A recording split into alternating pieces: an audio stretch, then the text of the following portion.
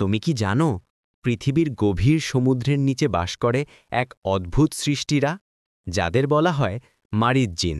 তারা জিনদের মধ্যেও সবচেয়ে শক্তিশালী, সবচেয়ে অহংকারী এবং সবচেয়ে বিদ্রোহী। কুরআনে আল্লাহ তাআলা বলেছেন, আমি আকাশকে রক্ষা করেছি প্রত্যেক বিদ্রোহী শয়তান থেকে। সূরা আস-সাফাত আয়াত ৭।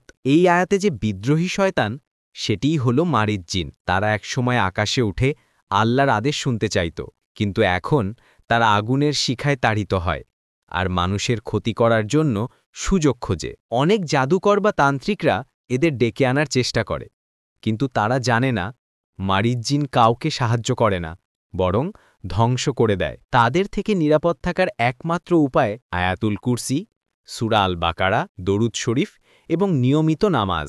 আল্লাহর জিকিরে যে জীব ভিজে থাকে, তার কাছে কোনো জিনের শক্তি টিকতে পারে না। মারিদ জিন বাস্তব, কিন্তু আল্লাহর শক্তি তার চেয়েও অসীম। সবসময় আল্লাহর জিকিরে থাকো, তবেই নিরাপদ থাকবে।